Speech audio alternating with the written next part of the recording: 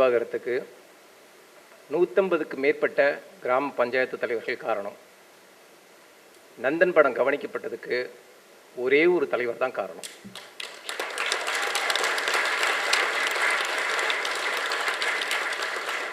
இது இந்த அரங்கத்துக்கு நான் வந்துட்டதுனாலையோ அண்ணன் பாராட்டினதுனாலையோ நிச்சயமாக நான் சொல்லலைன்னு அண்ணன் நம்புவார்னு நம்புகிறேன். ஏன்னா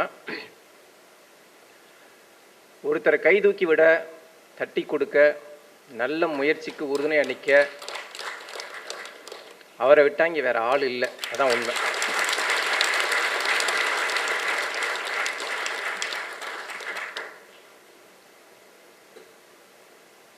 ஒரு தயாரிப்பாளராக வெற்றி விழா நடத்துறதுக்கோ நன்றி பகர்கிற விழா நடத்துறதுக்கோ என்கிட்ட சக்தி இல்லை. அதனால் அண்ணனோட மேடையவே நான் எல்லாருக்கும் நன்றி சொல்கிற விழாவாக மாற்றிக்கலாம்னு நினைக்கிறேன்.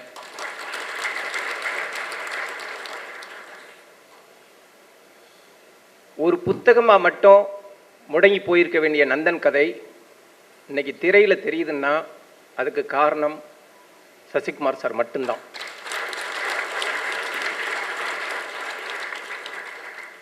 உடன்பிறப்பைக்கு அப்புறம் இந்த கதை தான் பண்ணணும்னு முடிவெடுத்து அந்த கதையை எழுதிட்டு ஒவ்வொரு தயாரிப்பாளராக தேடி அலைகிறேன், ஹீரோக்கள் தேடி அலைகிறேன். ஆனால் ஒரு துளி வருத்தம்லாம் எனக்கு கிடையாது. ஏன்னா அந்த கதைக்கு யாரும் கிடைக்க மாட்டாங்கன்னு எனக்கு நல்லா தெரியும்.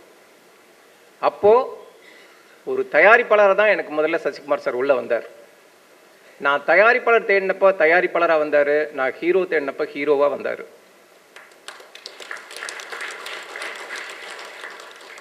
உனக்கு என்னடா தேவை எடுத்துக்க அப்படிங்கிற மனநிலை மட்டும்தான் அவர்கிட்ட இருந்துச்சு. நியாயமாக நந்தன் படத்தோட கூழுப்பான பாத்திரத்துக்கு சசி சார் கொஞ்சம் கூட பொருத்தம் இல்லாத ஒருத்தர். என் கதைக்கு அவர் ஹீரோவாக கிடைச்சப்ப நான் தலையில் தூக்கி வச்சு கொண்டாடி இருக்கணும். ஆனால் உள்ளூர் நான் ரொம்ப பயந்தேன். ஏன்னா நான் சசிகுமார் சாரை படத்தில் மட்டும் ஹீரோவாக பார்க்குறது கிடையாது, அவர் எனக்கு நிஜத்துலேயும் ஹீரோ.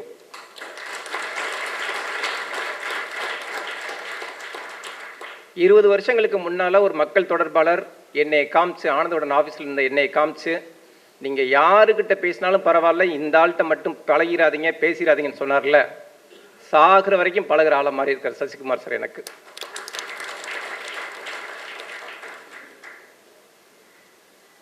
நந்தன் கதையை நான் சொல்லி அவர் என்னை ஆதரித்தாலும், இந்த படத்தில் நடிக்கிறேன்னு சொன்னாலும், இதோட மொத்த வழிகளை அவரால் தாங்க முடியுமா?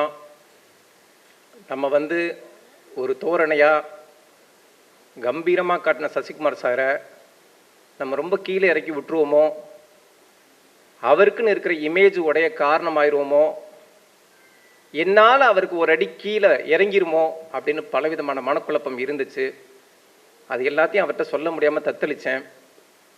ஒரு கட்டத்தில் எனக்கும் வேறு ஹீரோ கிடைக்கல, அதனால் ஒத்துக்கிட்டேன். சரி பண்ணுங்க சார் அப்படின்னு ஒத்துக்கிட்டேன். இதான் சார் உண்மை. இன்னைக்கு இந்த அரங்கு நிறைஞ்ச கைத்தட்டலும், அண்ணன் முன்னெடுக்கிற இந்த பாராட்டு விழாவும் அவரோட மொத்த வழிகளையும் தொடச்சு ஒரு பனித்துளி மாதிரி சுண்டி எரிஞ்சிருக்கு.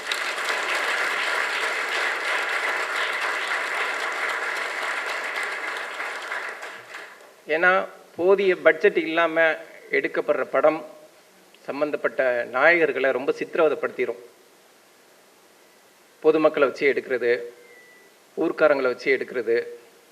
இப்போது இறுதிக்கட்ட காட்சியில், சண்டை காட்சியில் அவர் கிட்டத்தட்ட ஏண்டா இந்த படத்தில் நடிக்க வந்தோம், ஏண்டா இவன்ட்ட மாட்டணும்னு நொந்து நூலாகி போயினார். அதான் உண்மை. காலில் மிதிக்கணும்னா அப்படியே தான் மிதிக்கணும். ஒரு ஃபைட் மாஸ்டர் வச்சு, ஃபைட்டர்ஸ் வச்சு ரொம்ப கவனமாக ஹேண்டில் பண்ணியிருக்கணும் அந்த மாதிரி ஃபைட் காட்சிகளை. ஆனால் நான் ஒரு கிராமத்தில் சண்டை நடந்தால் எப்படி நடக்குமோ, ஒரு ஜாதி ரீதியான ஒடுக்குமுறை நடந்தால் எப்படி நடக்குமோ, நான் எந்த மாதிரியான ஒடுக்குமுறை அநீதிகளை பார்த்தேனோ அதை அப்படியே காட்சியாக விரியணும்னு நினச்சேன்.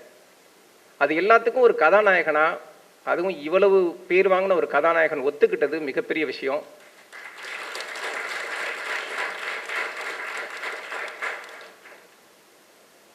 கிராமத்து மக்கள்கிட்ட மாட்டிட்டு அடி வாங்கி தரன்னு இழுத்துட்டு போயிட்டு ஒரு கழிவறையில் போடுவாங்க. அதெல்லாம் உண்மையாகவே மக்கள் புலங்கின கழிவறை. அதெல்லாம் அதில் அந்த ஒரிஜினல் கழிவறையில் தான் அவர் விழுந்து கிடந்தார். அதை 1க்கு 2 தடவை நாங்கள் படமாக்கணும். அதையும் சரியாக படம் பண்ண தெரியாமல் 1க்கு 2 தடவை படமாக்கணும். 2 தடவையும் சலிக்காமல் அதிலே விழுந்தார். நான் கூட சொன்னேன், சார் அது இந்த கழிவறை மட்டும் நம்ம செட் போட்டுக்கலாமே சார் அப்படின்னப்போ, இல்லை இல்லை இந்த மாதிரி தானே யாரோ ஒருத்தருக்கு இப்படி நடந்துச்சுன்னு சொன்னீங்கல்ல, அப்போ எனக்கும் அதே மாதிரி நடக்கட்டும்.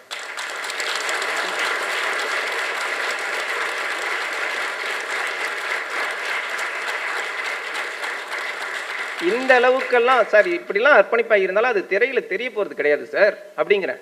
இல்லை இல்லை அந்த வழியை நான் உணரணும், அவ்வளவுதான். அதே மாதிரி காட்சிப்படுத்த நான் அதே மாதிரி நடிக்கிறேன் அப்படின்னாரு.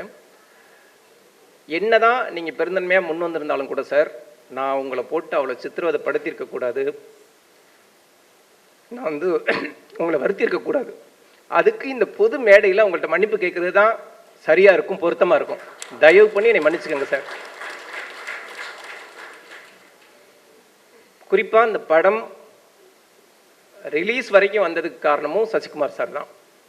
ட்ரைடன்ட் ஆர்ட்ஸ் ரவி சாரை உள்ளுக்குள்ளே அழைச்சிட்டு வந்து படத்தை போட்டு காமிச்சு அத்தனை பேரும் படம் பார்த்த பல பேரும் அது என்னங்க செருப்பில் தொடங்குது, அந்த காட்சியை மட்டும் மாற்றுங்க, முதல்ல ஒரு கோயிலை காட்டுங்க, ஒரு தீபாராதனையை காட்டுங்க, ஒரு தெய்வத்தை காட்டுங்க, அதுக்கப்புறம் இதை மற்ற விநியோகஸ்தர்கள்ட்ட காட்டுங்க அப்படின்னு சொன்னப்போ கூட செருப்பு ஷாட்டை பார்த்து ஒருத்தர் ஒத்துக்கிட்டாருன்னா அது ரவி சார் மட்டும்தான். படம் தொடங்குது, படம் தொடங்குறப்ப ஒரு செருப்பு தான் முதல் ஷாட்டாக தெரியுது அப்படின்னா, யோ இந்த தைரியத்துக்கே நான் படத்தை ரிலீஸ் பண்ணுறேன் அப்படின்னாரு. அப்பேற்பட்ட துணிச்சலோட, தைரியத்தோட, புரட்சிகர சிந்தனையோட ஒரு படத்தை ரிலீஸ் பண்ண முன் வந்த ட்ரைடன்ட் ரவி சார் அவருக்கு காலம் முழுக்க நான் நன்றி சொன்னாலும் அது ஈடாகாது.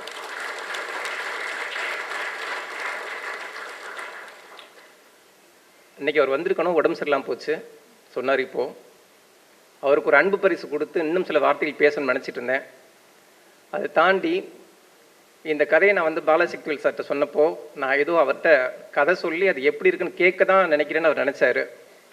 இல்லை சார் இதில் கோப்லிங்கிற கேரக்டர் நீங்கள் தான் பண்ண போகிறீங்க அப்படின்னோடனே அவர் முதல்ல பதறிட்டார். ஆனாலும் சரி ஒருத்தன் இவ்வளோ தூரம் நம்பி சொல்கிறப்போ நம்ம எப்படி மறுக்க முடியும் அப்படிங்கிறதுனால ஏற்றுக்கிட்டார். ஒரு குழந்தை மனசு கொண்ட ஒருத்தரை இவ்வளோ கொடூரமாக காட்டின பாவம் எனக்கு ஜென்மத்துக்கு தீராது.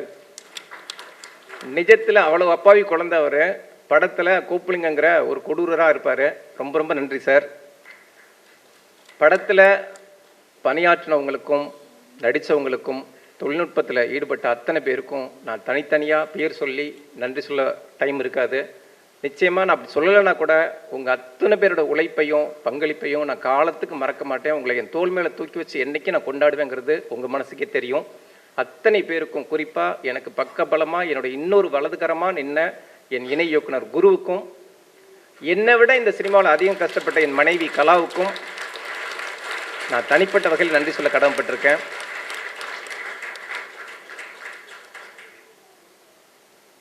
நான் வந்து அண்ணன்ட்ட வந்து சில நல்ல படங்கள் வர்றப்பெல்லாம் அண்ணன்கிட்ட பேசுவேன். அண்ணன் இந்த முன்கூட்டியே நீங்கள் இந்த படத்தை பார்த்து கருத்து சொன்னீங்கன்னா நல்லா இருக்கும்னே அப்படின்னு சொல்லிட்டு நான் அண்ணனை அழைச்சது வந்து கொட்டுக்காளி படத்துக்கு தான் நான் அழைச்சேன். அந்த படத்தை நீங்கள் பார்த்தீங்கன்னா நல்லா இருக்கும்னே அப்படின்னா, அப்புறம் வாழை படம் பார்த்துட்டும் அண்ணன் அழைச்சேன். நீங்கள் அந்த படம்லாம் இருக்கட்டும்னா முதல்ல ஓம் படத்தை காட்டுறான்னாரு அண்ணன். அதுக்கப்புறம் தான் நான் ஒரு படம் பண்ணி ரிலீஸுக்கு போராடிட்டு இருக்கேங்கிறதே எனக்கு தெரிஞ்சிச்சு. சரின்னு அண்ணனுக்கு நான் வந்து முன்திரையல் செஞ்சேன். அன்றைக்கி தான் ராஜ்முருகன் அண்ணனும் வந்திருந்தாங்க. நியாயமாக நம்ம வந்து ஒரு படம் பண்ணுறோம், ஒரு படைப்பை கொடுக்குறோம் அப்படின்னா கூட சில பேர்கிட்ட தான் அந்த அந்த அந்த பரீட்சைக்கான மார்க்கை எதிர்பார்ப்போம். அந்த மதிப்பெண்ணை நம்ம எல்லாருக்கிட்டையும் எதிர்பார்க்க மாட்டோம். அண்ணன் என்ன சொல்ல போகிறார் அப்படிங்கிற பதட்டத்தில் அவர் முகத்தை பார்த்துட்டே இருந்தேன். எந்த இடத்துல அவர் சிரிப்பார் நினச்சனோ அந்த இடத்துல சிரித்தார். எந்த இடத்துல அழுவார் நினச்சனோ அந்த இடத்துல கதறி அழுதார்.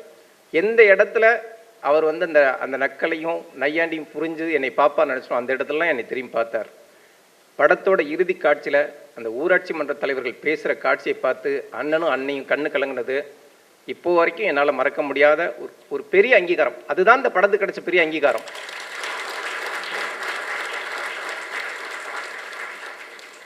உன்னோட முதல் படைப்பு இதான்டா அப்படின்னாரு. நந்தன் பார்த்துட்டு உன்னோட முதல் படைப்பு இதான் அப்படின்னாரு. கட்டி பிடிச்சிட்டாரு. நியாயமாக ஒரு படம் பார்த்துட்டு கட்டி பிடிச்சிட்டு பாராட்டிட்டு கிளம்பியிருக்கலாம். உண்மையாக சொல்லப்போனால் அண்ணனுக்கு வந்து அவ்வளோ வேலைகள். ஆனால் எங்களையே சுற்றி சுற்றி நிற்கிறார். அவருக்கு போகவே மனசு இல்லை. அந்த இடத்த விட்டு போகிறதுக்கே மனசு இல்லை. அந்த காட்சி அப்படிறா, அந்த காட்சி இப்படிறா, இதை எப்படா பண்ண, அதை எப்படா பண்ண.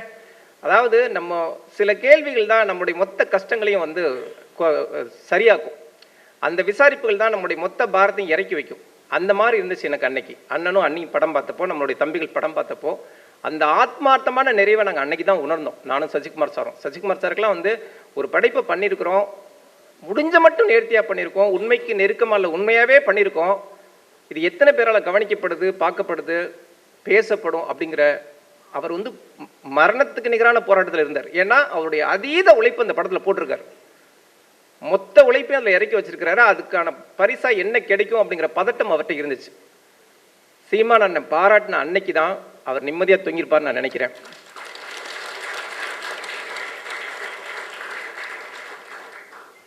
பார்த்துட்டு போனதோடு மட்டும் இல்லாமல் அண்ணன் வந்து படத்தை பற்றி அறிக்கை வெளியிடுறாரு. தெரிஞ்ச தம்பிகளுக்கெல்லாம் அலைபேசியில் அடிக்கிறாரு, டே அந்த படத்தை பாருங்க, பேசுங்க, அந்த படம் ரொம்ப முக்கியமான படம் அப்படிங்கிறாரு. தனி அறிக்கை, அதுக்கப்புறம் தனி அறிக்கை வெளியிடுறாரு. இவ்வளோ விஷயங்களை அண்ணன் ஏன் செய்யணும் அப்படி எனக்கே குழப்பமாவது. ஒரு நாள் வந்து 11:30 மணி படம் வெளியீட்டுக்கு 2 நாளைக்கு முன்னால் நினைக்கிறேன். 11:30 மணி நான் எந்திரிக்கிறேன் நைட்டு. அப்போ அண்ணனுடைய தவறிய அழைப்பு ஒன்று இருக்குது. ஒரு 10:15 என்னை அழைச்சிருக்காரு. இந்த நேரத்தில் அண்ணனை திரும்பி கூப்பிடலாமா, தூங்கியிருப்பாரா அப்படின்னு யோசிச்சுக்கிட்டே அடித்தா 2வது ரிங்லேயே எடுக்கிறாரு. இல்லைண்ணே நீங்கள் தூங்கிட்டீங்கன்னு நினச்சேன், நீ நிம்மதியாக தூங்கணும்னா நான் எப்பறம் தூங்க முடியும் அப்படின்னாரு. ஒரு அம்பேத்கருடைய வார்த்தைகளை சொல்லிட்டு அதே மாதிரி எனக்கு சொல்கிறார் அவர். இல்லை ஒரு படத்தை பண்ணிட்டோம் படுது அப்படின்னு சொல்லி தூங்கிட முடியாது, இந்த படைப்பை எல்லார்ட்டையும் கொண்டு போய் சேர்க்க என்னென்னலாம் செய்யணும்னு நீ போராடணும்டா. முதல்ல இந்த படத்தை சம்பந்தப்பட்ட பட்டியலின பஞ்சாயத்து தலைவர்கள் அத்தனை பேரையும் அழைச்சி போட்டு காட்டு. இந்த படம் யாருக்காக எடுத்தியோ முதல்ல அவங்கள்ட்ட காட்டு, அவங்கள பேசவை. நம்ம எல்லாம் பார்த்தவங்க தான், அவங்க பாதிக்கப்பட்டவங்க, அவங்கள்ட்ட பேசவைன்னு சொல்லி அந்த காணொலி, அதாவது அந்த பஞ்சாயத்து தலைவர்கள் பார்த்த காணொலி இன்னைக்கு இவ்வளோ பேர் மனசு அந்த படத்தை தாண்டி அந்த காணொலி உலுக்கி இருக்கு அப்படின்னா அதுக்கு காரணமும் அண்ணன் சீமான் தான்.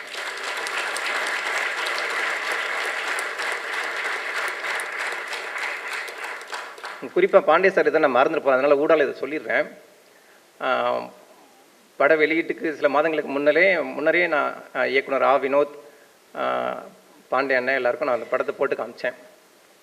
படம் பார்த்துட்டு பலவிதமான கருத்துக்கள், எல்லாமே சாதகமான கருத்துக்கள் தான். அப்படி சொன்னால் கூட அப்போ பாண்டியன் ஒன்று சொன்னார், என் கையில் மட்டும் காசு இருந்தால் அந்த படத்தை நானே வாங்கி வெளியிடுவேன் அப்படின்னாரு. அது உண்மையாகவே என்னை தன்னம்பிக்கை ஊட்ட சொன்னாரா இல்லை கிண்டல் பண்ண சொன்னாரா என்ன எதுன்னு தெரியாது. ஆனால் மொத்த பிரச்சனைகளை மூழ்கி இருக்கிறதா போகிறதான்னு தெரியாமல் திண்டாடிட்டு இருக்க ஒருத்தனுக்கு அந்த வார்த்தைகள் ஏற்படுத்தின உத்வேகம் மிகப்பெரிய விஷயம். அதுக்கப்புறம் தான் அந்த படத்தை நம்ம பரவாயில்ல போஸ்ட் ப்ரொடக்ஷன் பணிகளை இன்னும் தீவிரமாக்கி இந்த படத்தை நல்லபடி கொண்டு வரலாங்கிற எண்ணம் எனக்கு அதுக்கப்புறம் தான், அந்த வாழ்முறுக்களுக்கு அப்புறம் தான் எனக்கு ஏற்பட்டுச்சு. ரொம்ப ரொம்ப நன்றி பாண்டிய சார். இன்றைய மேடைகளையும் இந்த நந்தனை நீங்கள் ஆத்மார்த்தமாக கொண்டாடினதுக்கு ரொம்ப ரொம்ப நன்றி. அதை தாண்டி என் அண்ணன் ராஜ்முருகன் சொன்ன மாதிரி சில பேர் என்ன சொல்ல போகிறாங்கன்னு நான் பதச்சு பார்த்துட்டே இருப்பேன். அந்த மாதிரி ஒரு அண்ணன் எனக்கு ராஜ்முருகன். முதல் 2 படங்களுக்கு அண்ணன் என்ன சொல்லுவான்னு நான் பதறாத நிமிஷம் இல்லை. கத்துக்குட்டி பார்த்துட்டு அண்ணன் எதுவுமே சொல்லலைன்ட்டேன். உடன்பிறப்பை பார்த்துட்டு எதுவுமே சொல்லலை. உடன்பிறப்பை பார்த்துட்டு நான் அண்ணனுக்கு அடிக்கிறேன். அண்ணன் வந்து வேறு விஷயங்களுக்கு தாவி போகிறாரே தவிர அந்த படம் பற்றி எனக்கு எதுவுமே பேசலை. ஆனால் அவருடைய சமூக வலைத்தளங்களில் சரவணன் ஜெயிக்கணும் அப்படின்னு பதிவிடுறாரு. அப்போது அந்த 2 படங்களும் அண்ணனோட கவனத்தை ஈர்க்கலையே, நம்ம சரியாக பண்ணலையே அப்படின்னு நினச்சி நான் ரொம்ப ரொம்ப வருத்தப்பட்டிருக்கேன். நந்தன் பார்த்துட்டு உடனே கையை குலுக்கிட்டு கிளம்பிட்டார். சரி 3வது படமும் அண்ணனுக்கு திருப்தி இல்லை அப்படின்னு நினச்சேன். போயிட்டு ஒரு 3/4 மணி நேரம் கழித்து எனக்கு அலைபேசியில் அழைச்சி என்னால் உண்மையாகவே தாங்க முடியலடா அப்படின்னாரு.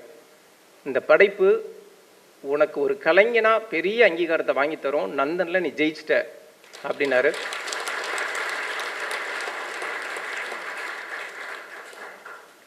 ரொம்ப ரொம்ப நன்றி ராஜமுருகன் அண்ணன்.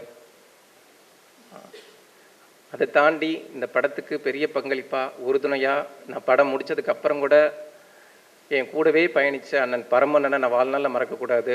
பரமண்ணனுக்கு தனிப்பட்ட விதத்தில் என் நெஞ்சார்ந்த நன்றி.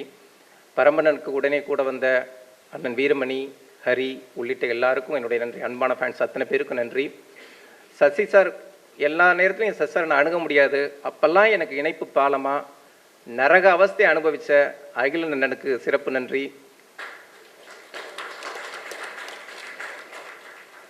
திரும்ப சீமான் டாப்பிக்கே வந்துடுறேன். இடையில் அந்த நன்றி மறந்து போனேன். ஒரு படம் பிடிச்சிருந்தா பார்க்கலாம், பேசலாம், கொண்டாடலாம், எல்லாம் செய்யலாம். ஆனால் இந்த படத்தை பாருங்கன்னு கட்சியினருக்கு உத்தரவு போடுற அளவுக்கு அண்ணன் வந்து இந்த படத்தின் மேலே மதிப்பு வச்சுருக்காரு. இப்போது அந்த அந்த நிகழ்ச்சி என்னால் எந்த வார்த்தையிலையும் சொல்லவே முடியாது. அந்த படம் ரிலீஸ் ஆன நாள்லேருந்து ஒவ்வொரு 2 மணி நேரத்துக்கு ஒரு தடவை அண்ணன்ட்டு அழைப்பு வந்துட்டுருங்க. எப்படி போயிட்டுருக்கு, எத்தனை தேட்டர் போட்டிருக்காங்க, என்ன ஏது அப்படிங்கிற விசாரணை வந்துக்கிட்டே இருக்கும். அதை தாண்டி அண்ணன் பேசுகிறப்பே மற்ற அழைப்புகள் வரும். என்னென்னா மற்ற நாம் தமிழர் கட்சி தம்பிகள் ஒவ்வொரு திசையிலேருந்து எனக்கு அடிப்பாங்க. அண்ணன் சொல்லிட்டாரு, இந்த திரையரங்களை பார்த்துட்ருக்கோம், இந்த திரையரங்களை பார்த்துட்ருக்கோம் சொல்லிட்டு புகைப்படம் எடுத்து அதை அனுப்பிச்சு அந்த படம் பற்றிய மதிப்பீடுகள் சமூக வலைத்தளங்களில் கடல் அளவுக்கு பரவனதுக்கு காரணம் நாம் தமிழர் கட்சி தம்பிகள் மட்டும்தான்.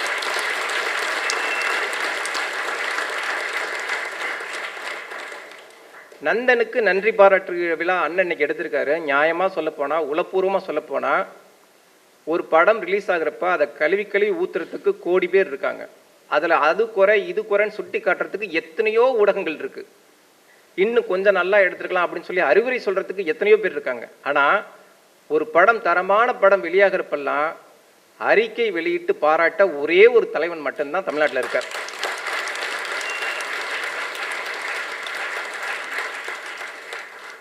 நந்தன் படத்துக்கு நீங்கள் எடுக்கிற பாராட்டை நாங்கள் மனப்பூர்வமாக ஏற்றுக்கிறோம்னு. ஆனால் அதே நேரம் மொத்த தமிழ் திரையுலகுக்கு நான் வைக்கிற கோரிக்கை, நாம எல்லாம் சேர்ந்து அண்ணனுக்கு பாராட்டு விழா எடுக்கணும்.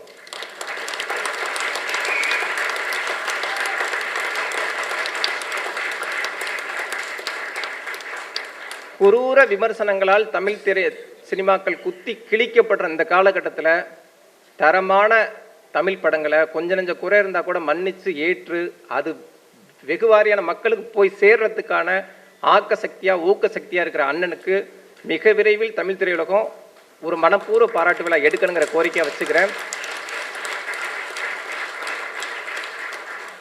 நந்தன் படைப்பை இவ்வளவு மக்கள் பார்க்க, இவ்வளவு மக்கள் விவாதிக்க முழு முதல் காரணமாக இருந்த அண்ணனுக்கும் நாம் தமிழர் கட்சி தம்பிகள் அனைவருக்கும் நன்றி கூறி விடைபெறுகிறேன். நன்றி, வணக்கம்.